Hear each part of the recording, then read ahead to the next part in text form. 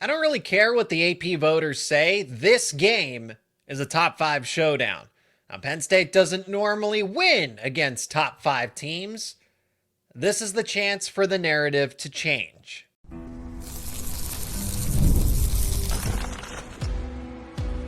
You are Locked On Nittany Lions, your daily podcast on the Penn State Nittany Lions.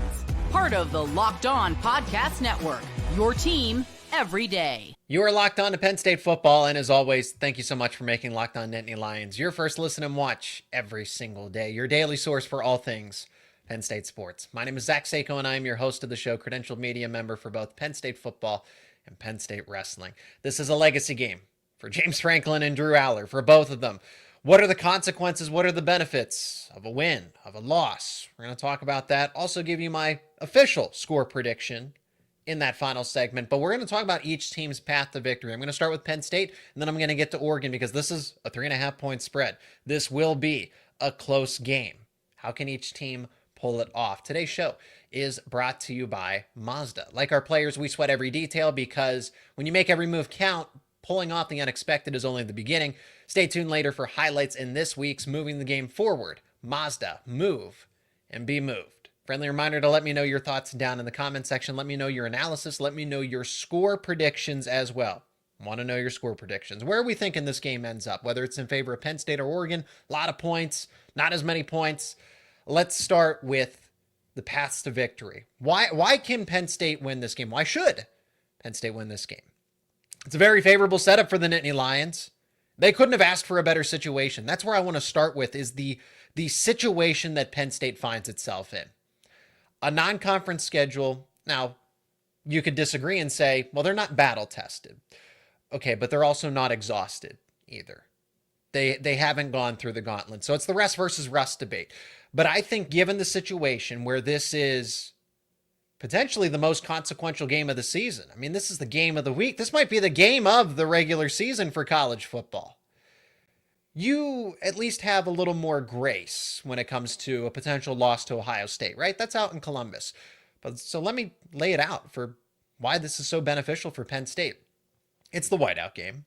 Okay, we know that. It's the Whiteout game. It is coming off of a bye week. Penn State gets 2 weeks to prepare for the Oregon Ducks.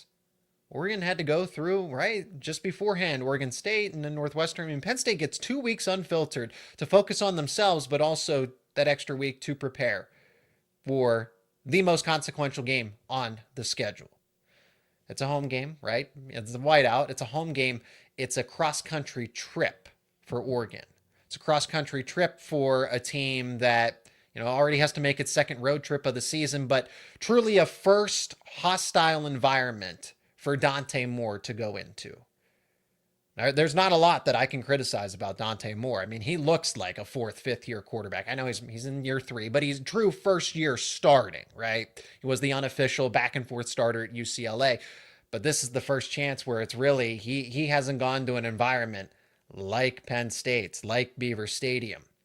So Penn State has everything aligning for it. I also want to point to Oregon. This is not the best version of Oregon's team at the moment. They are only going to get better. Moore is going, as impressive as Oregon has been, this is not the best version of this Ducks team.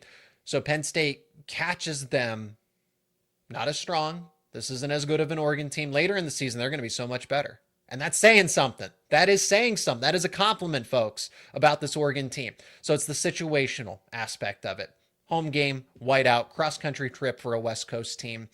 A quarterback that hasn't seen a Beaver Stadium type of crowd. And you get the extra week to prepare. Let's start with that. The X's and O's, the schematics. Well, Penn State, the ground game. Okay, I want to start there. Penn State has its offensive line back from that game where Penn State nearly ran for 300 yards. Oh, but they lost in that game. They still ran for almost 300 yards in that game in the Big Ten Championship. I get it. What does it matter if they don't win, right? It still shows something because that same offensive line is back.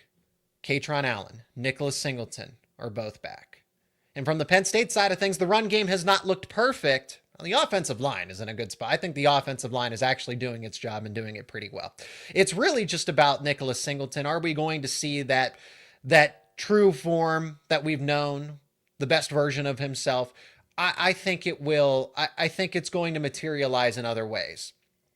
But that's still the dynamic duo. And when I say that, hey, you can use Singleton as a pass catcher. You can line him up in a variety of ways. But they still have both of them. They both ran for over 100 yards against Oregon the first time around. And is that on the table this time? Potentially, if they get the volume. Potentially, it's there. I would think that, I don't know that Oregon's run defense, that, again, gave up nearly 300 yards, and it wasn't off of gadget plays. This was straight running the football at Oregon's defense.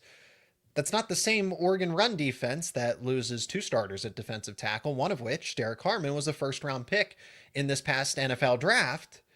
I don't know that you're replacing. Bryce Betcher being back is certainly a plus. And having the upside that you do and getting Bear Alexander out of the transfer portal, right? But I don't know that that's the same. I feel like last year's defense for Oregon is better than what Oregon's defense is this year. Okay? You have Andy Kotelnicki back, of course. Calling those plays. He put up we want to criticize Penn State's offense from a season ago, right? Well, that was still an offense that put up 37 points. Drew Allar still had a good game. He didn't have a great game. He didn't have a perfect game. He made some mistakes that did cost them late in the game. But the biggest key isn't even something that I've got to. With the situational aspect, the consistency and the continuity on offense, the biggest differentiating factor is Jim Knowles, defensive coordinator. Why Penn State lost that Big Ten championship game. 99 times out of 100, you should be able to win games that you score 35 plus points in. Penn State scored 37. That Tom Allen defense had no answer for Tez Johnson primarily, but Kenyon Sadiq and anybody else who had a successful day, right? Dylan Gabriel was practically, you want to talk about elite, you want to talk about perfect. Gabriel had that game, but it was easy to find Tez Johnson. There was little to nothing that Tom Allen did to scheme up anything to offer any resistance. Now Jim Knowles enters the equation. And Knowles wasn't the greatest first matchup but it was a close game. It was 32-31, right? 1 point, the difference. It's a road game for Ohio State at the time. Then they go to the Rose Bowl, and it's just flat out utter domination. Oregon's offense, Will Stein, Dylan Gabriel, all those guys had no answer. They could not crack the code that Jim Knowles had put together for that game. Now he's on Penn State's sideline. Now he's calling plays I guess he's up in the press box. He's calling plays from the press box. But he's on Penn State's side. He's on Penn State's team. The one defensive coordinator that was able to just pull apart Oregon's offense, he's now over at Penn State. Penn State's defense returns a lot of talent too. Denai Dennis Sutton is that defensive end that Oregon's going to have to worry about in this game. Zane Durant is really good on the interior of the defensive line. I wouldn't look past Uriah Fisher either. Getting some health back, getting closer to 100% each and every day. Zachy Wheatley at the safety spot, AJ Harris. These are all NFL talents. The guys that I'm naming, Tony Rojas, Amari Campbell, these are NFL talents. Jury's out where they're going to be selected at the end of the day in a future draft, whether that's next year or another year from now. But these are all AJ Harris, Zachy Wheatley, Denai Dennis Sutton, Zane Durant, Zariah Fisher, Tony Rojas, Amari Campbell. Those guys are all NFL caliber players and will be selected in a future draft. Those are all the starters, right? So Penn State is in the situation that it could ask for going into this game. A lot of benefits, a lot of luck, but that's why Penn State's path to victory is where it is. And Drew Allar, he just simply doesn't have to make, I want to mention Drew Allar in this as well because I haven't gotten to him, but the quarterback's the most important part of this, and we'll talk about him more as this is a legacy game too. Allar just has to play mistake-free football. He doesn't need to throw for 300 yards. He doesn't need to throw for 4 or 5 touchdowns. He doesn't need to have this superstar Heisman kind of game because I think Penn State can win behind its running game. If Penn State needs to run the ball 50 times, they will. And they have the 2 running backs to do so. Allar's legs are going to be used in this game as well. But if Allar just plays efficient, mistake-free football, something, along the lines of, hey, you go, let's say, 18 to 25, 200 yards, 2 touchdowns, no turnovers. That's the key. That's still an elite game in my mind. How can you say that? The box score, look at it. when you play mistake-free football and against an elite team that is a top 5 team, that is a national title contending team, in a high-stakes game, and you get revenge against the team that beat you in the Big Ten championship, that is an elite type of performance regardless of game script. If the game script says, hey, this isn't going to be exactly a shootout here, but Allar still, they move the ball in the red zone. They don't get too far behind the chains. They're able to convert on third downs, continue drives where necessary. He makes all of the right throws. He protects the football. That is an elite game, even though it doesn't translate into 300, 400 yards, a bunch of touchdowns, that kind of thing when it comes to the passing stats. So Allar needs to play smart football. He needs to play efficient football and not put Penn State in a position to lose. That is an elite performance in my mind. Now, Oregon's side of it. Oregon's got a high-flying offense. They can easily come into Happy Valley and keep things the status quo here. Narrative is the narrative for a reason. So, can Oregon keep it that way? We're going to talk about it next here on Locked On Nittany Lions. And this episode is brought to you by DoorDash. It's almost the weekend. Time to look back and crown this week's MVP on Who Delivered, powered by DoorDash. Just like you can win every Saturday with DoorDash Streaks, saving more every time you order, these players delivered when it mattered most. Let's break it down. For Penn State, I'm going to go with Amari Campbell. Now, there was a bye week in there. I'm actually going to go with Tony Rojas as well. Those two linebackers delivered in a big way in the last time Penn State played a ball game. So before the bye week, they played against Villanova, and those two linebackers led the way on defense. Amari Campbell led the team in tackles for loss. Tony Rojas led the team in sacks. He was great on third down, blitzing after the quarterback. It's that dynamic duo that is emerging for Penn State out of the linebacker spot. When the pressure was on, both players came through. No hesitation, no delay. And if you've been watching week after week, you know this performance was not a fluke. And just like Tony Rojas and Amari Campbell delivered for Penn State, DoorDash delivers your Saturdays. With DoorDash Streaks, you save every Saturday you order, stack it up all season, and you could save up to $250, including $100 in DoorDash credits. Order this Saturday. Keep the streak alive. Fuel your game day only with DoorDash. Terms apply. Promo period through November 18th. And this episode is brought to you by FanDuel. The NFL season is here, and FanDuel is making sure you're ready for kickoff with a can't-miss offer. And right now, new customers can bet just $5, and if it wins, you'll get $300 in bonus bets to use across the app. That's right, $5 into $300 in bonus bets if your first bet wins. FanDuel is exciting. It makes every game more exciting, whether you're watching your favorite team or just keeping an eye on your fantasy lineup. It's quick, it's easy, it's the best way to add a little more energy to your Sundays, also your Saturdays. And if you're thinking about Penn State and Oregon, yes, lines are available for this game. Penn State is a 3.5-point favorite. Minus 164 on the money line, plus 136 if you're thinking Oregon. Total is set, total is moved to 51.5. If you like those lines, you can bet them over at FanDuel. Again, over at FanDuel, where you have the chance to win up to $300 in bonus bets. So are you ready to play? Download the FanDuel app now by visiting FanDuel.com to get started. That is FanDuel.com to place your first $5 bet. All right, let's talk about Oregon's path to victory, because this team is top 5 in the country. I know they're 6th in the AP poll, but they are a top 5 team. I view them better than LSU. I know that Miami continues to put up some impressive wins, but I just think Oregon's right there. This is a team that I think some people maybe overlooked going into the season, including myself, from the extent I did not think they would be this good this soon. You could maybe say it's the competition. Oregon State's a bad football team. Oklahoma State, obviously. Oregon got a coach fired. Oregon got Mike Gundy fired. So Oregon's path to victory starts with the fact that they're just off to a hot start.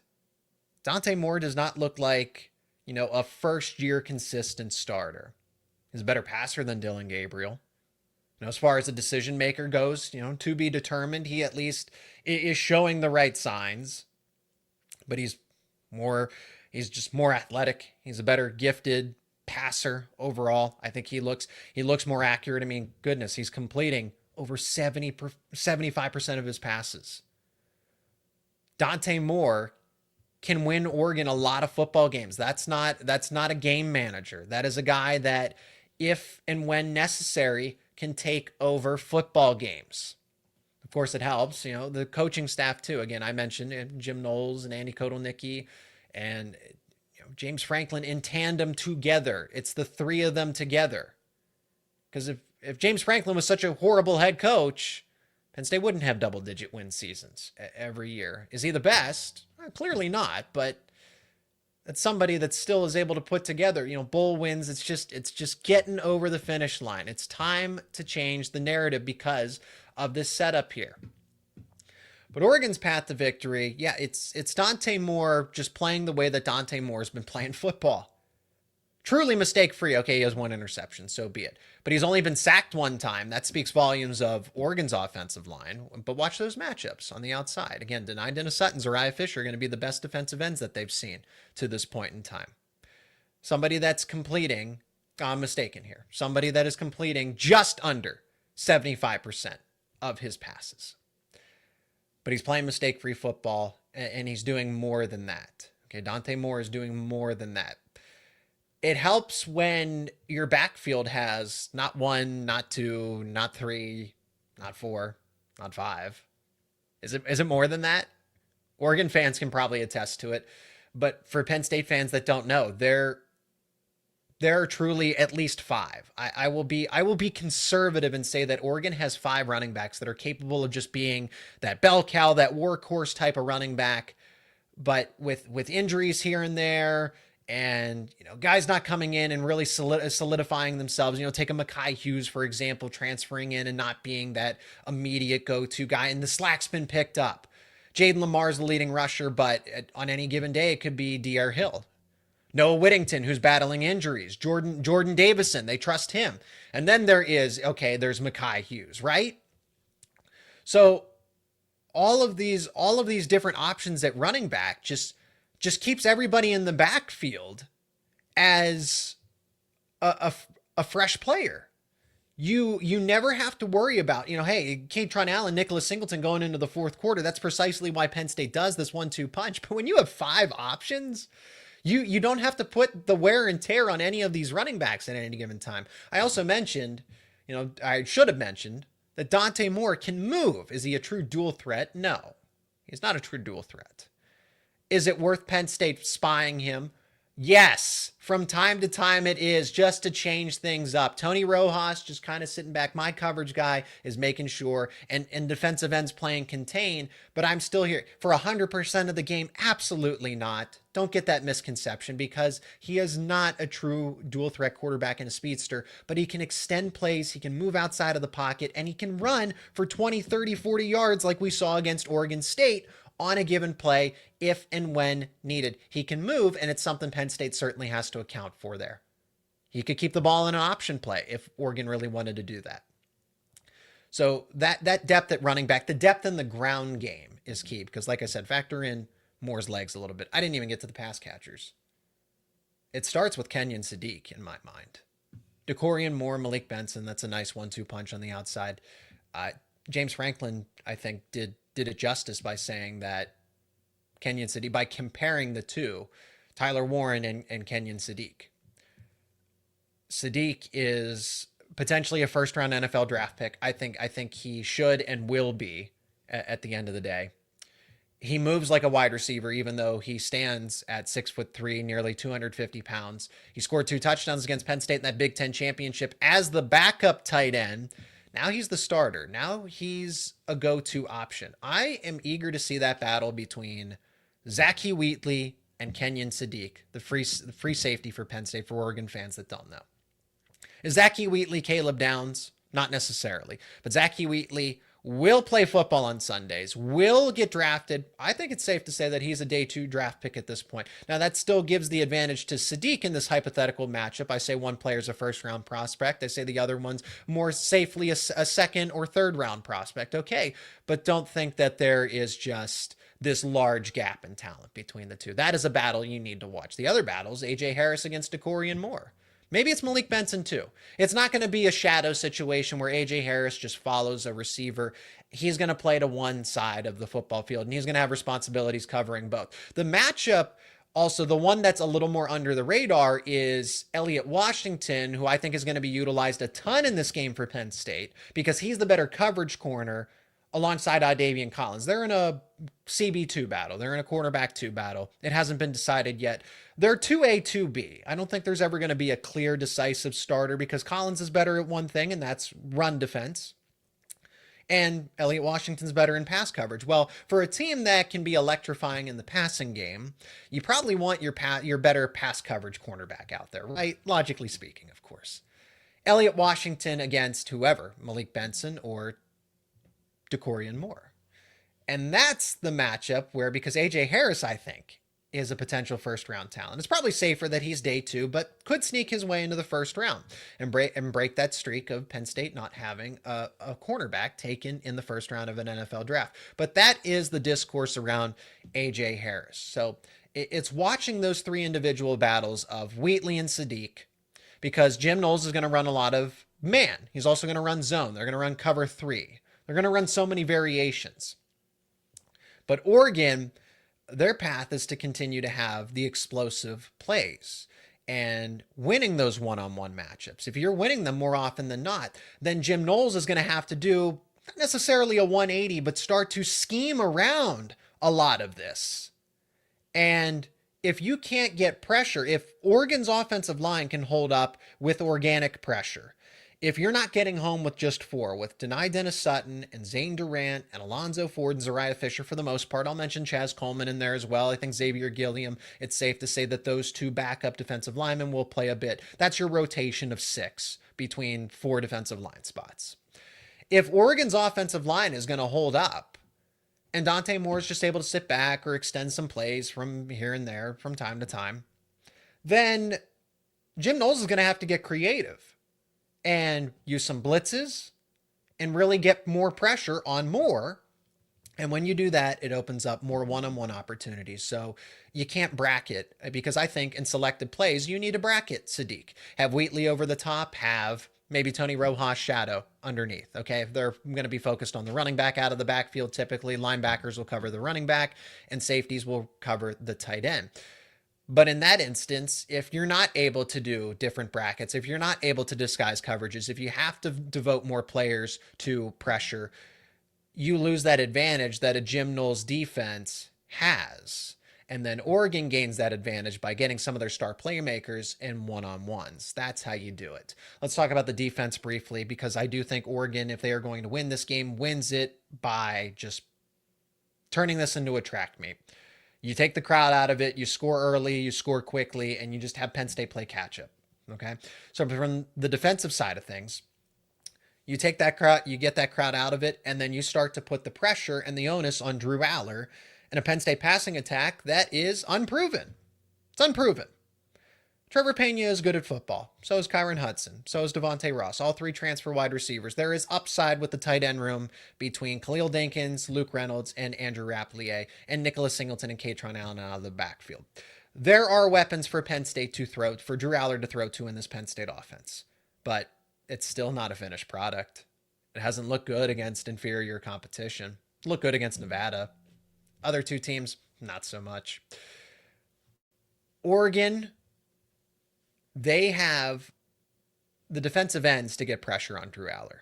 But that offensive line, again, that's good on good. That's great on great.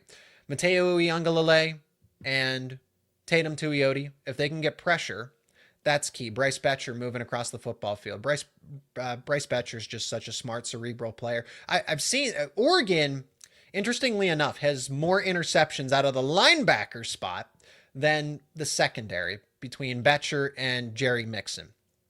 So it's watching those linebackers lurking, and that's really going to be, if Drew Allar just throws one right to the linebacker, it's definitely going to make him see a dip in his confidence for the remainder of the game. Oregon's secondary is interesting because they are also unproven. It's a battle of Penn State's passing attack that still needs to work things out in terms of chemistry. Could say the same thing for Oregon's defensive backfield as well. And I watched that Oregon State game, and just a few plays in particular where there were explosive plays that were set up, but they get away from it, but they get away with it because Oregon State can't follow through. They don't have the consistency the wherewithal, I'm not even sure, honestly. But there were plays for them to get those explosive plays in the passing game because just of some communication issues, chemistry issues that will be resolved as the season goes on. So that's another battle of who's further ahead. Is it Oregon's secondary, which lost a ton of talent from a year ago? Or is it Penn State's passing game that has a total makeover, a total reset with 3 new wide receivers and no more Tyler Warren? That's just to be determined. I really don't know. It could go other way. That is truly a toss up. But Oregon's path to victory is making Penn State play from behind, taking the whiteout crowd out of it, and playing the way that Oregon wants to play football, and then capitalizing on defense because you have the speed and you have the playmakers to force errors from this Penn State offense. So I'm going to get to my official score prediction. I've laid it out, the blueprint for Penn State, the blueprint for Oregon. Who has the better case in my mind? And it's a legacy game for James Franklin and Drew Allar. We're going to talk about that next here on Locked On Nittany Lions. And this episode is brought to you by Mazda's moving the game forward. For those who believe it's not just about playing the game, it's about redefining it. There are moments that do more than put points on the board. They move crowds, they move culture, they keep moving the game forward. This week's moment that moved the game forward is Jameer Joseph's pick 6 touchdown. And it goes back because Penn State's coming off of a bye week, but in the most recent performance, true freshman cornerback gets a defensive touchdown for Penn State. First career interception, first career touchdown, all in the same sequence. No denying him. When he read the quarterback perfectly, dropped back into coverage, picks off the football, and there was no denying him from the end zone. I could see it all the way from the press box. I said, this guy's going to score. This guy is going to have his moment. And he moved the game forward. When you follow what moves you, the unexpected is only the beginning. And just like there's more to every highlight, there is more to a Mazda vehicle. Mazda, move and be moved. Appreciate everybody who stuck with me for the final segment here.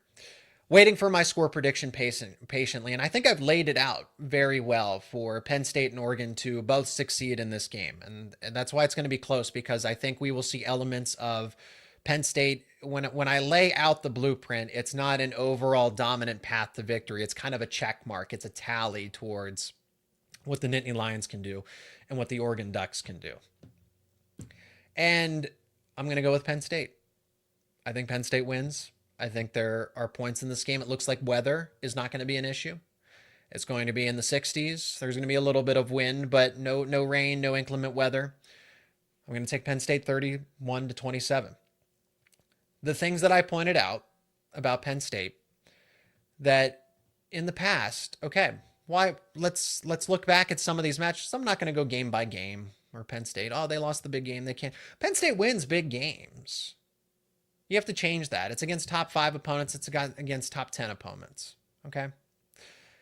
That's where Penn State struggles. I get it. But they also weren't expected to win a lot of those games, whether it was the odds or the public. Hey, let's talk about the majority of people. Josh Pate puts out a poll.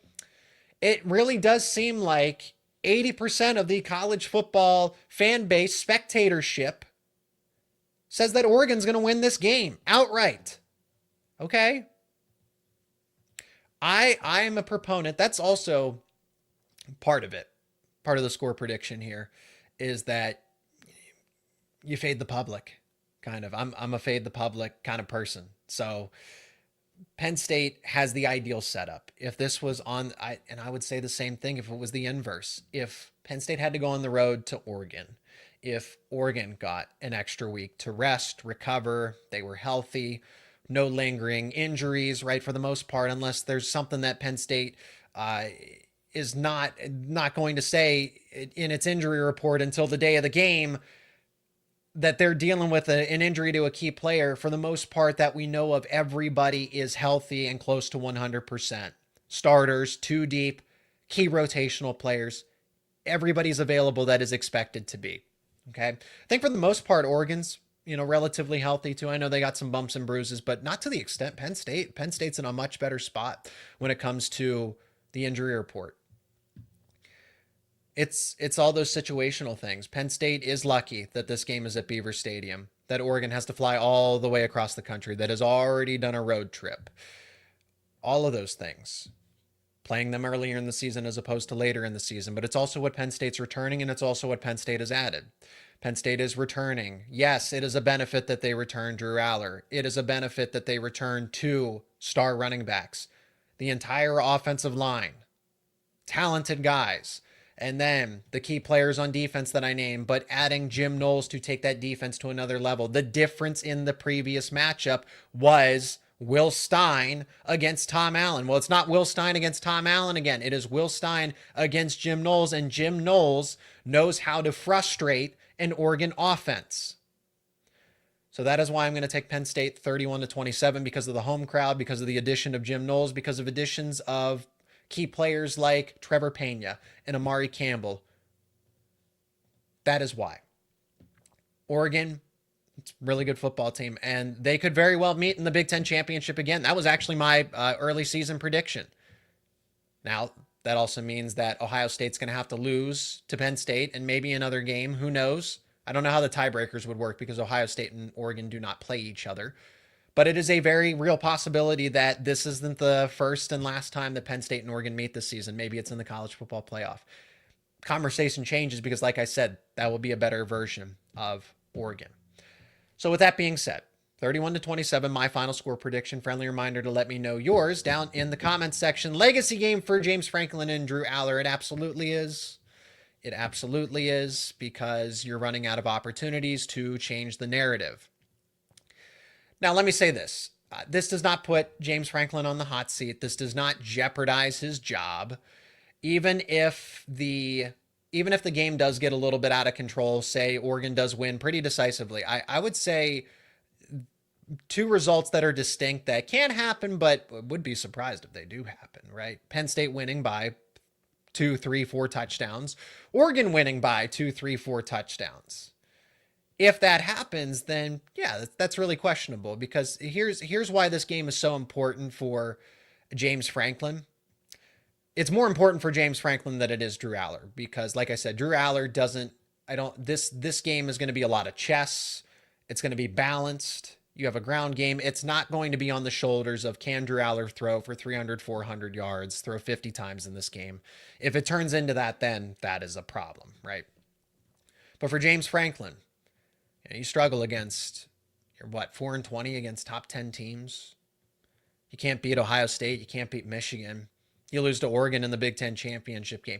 Again, Penn State was expected, and technically by the public standards, they're expected to lose this game too. But what I do want to point out is Penn State is not the underdog here. They lose the games where they're an underdog. They win the games that they're a favorite. It's a small favorite, but okay. And as I mentioned, the setup couldn't be any better.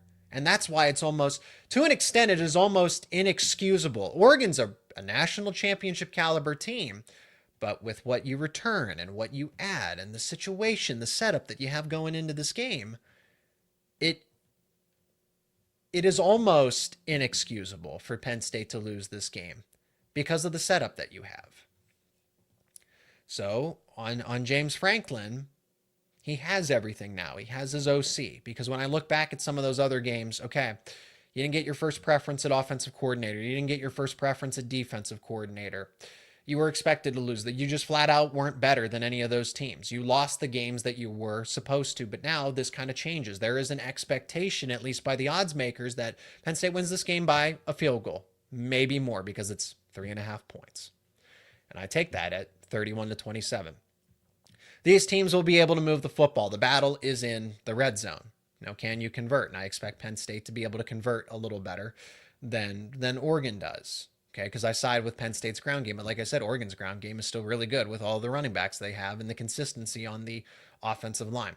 For Drew Allar, okay, so Allar can't handle the bright lights, as we've seen before. Now, people want to look past, okay, he did well. USC isn't a big game. under the circumstances a while ago, yeah, it is. Yeah, it was. To go on the road right like that, to fly across the country when USC was trying to preserve its season, Penn State ended its season on that Saturday. That is a big game, even though they weren't a top 10 team or a top 5 team. So Penn State wins big games. SMU's a big game. Boise State's a big game. But against the elite you can say they don't win against top 5 teams. They don't routinely win against top 10 teams. Fine, that's correct. They don't win against Ohio State and Michigan. That is correct. But they do win big games. It's tough to fly across the country and win in a road environment. Penn State did that a season ago against USC. It would be complete. They wouldn't have made the playoff if they ended up losing that game, right? So Drew Allar, though, has stepped up in moments that are suitable to him, but he needs to take that next step. He needs to show that he can play calm, cool, collected, poised. He's at home, so that helps. But it is a big game. Does he truly shatter and crumble and shrink when the lights are at their brightest? This is that kind of game. This is the game of the week. This is the game of the season, regular season potentially. Or did he move past that because he had that experience against Notre Dame in the Orange Bowl, that he's gotten better to that point in time? I would like to think so. I think when you go through adversity, because I make that comment about Dante Moore, why does that not extend to Drew Allar? That going through the Chip Kelly days and being really tested at UCLA and then taking a step back and learning behind that adversity that you have, getting to Oregon, that matters for Dante Moore. Going through that different adversity for Drew Allar counts for him as well. So that experience against Notre Dame, understanding that heartbreak and having the college football world tear you apart and still continue to do so, I think but if he hasn't, then we're going to learn, right? If he hasn't learned from that moment, then we are definitely going to find out. I would like to think so. I think adversity, iron sharpens iron, as they say. And that was certainly an iron sharpening moment. So hopefully Drew Allar has gotten better because of it, and we will see. Number 3, Penn State versus number 6, Oregon. 7:30 kickoff, NBC, Whiteout game. Thank you so much for joining me on this episode of Locked On Nittany Lions. It's a lot of fun. I appreciate all the Oregon fans that have tuned in to listen to my coverage, my analysis, my banter, the back and forths with other great hosts on this network. With your guys's, Spencer McLaughlin does a phenomenal job. We're going to have more content with him. We really want to cover every angle, every storyline, every X, every O in this game. So thank you so much for being a part of this episode. Let me know your score predictions down in the comments section. Any of your other thoughts down in the comments section. If you are new to the show, subscribe to the YouTube channel and wherever you get your podcast, because we do this daily. Talk about Penn State football, recruiting, wrestling, basketball, hockey, you name it. It is all right here on Locked On Nittany Lions.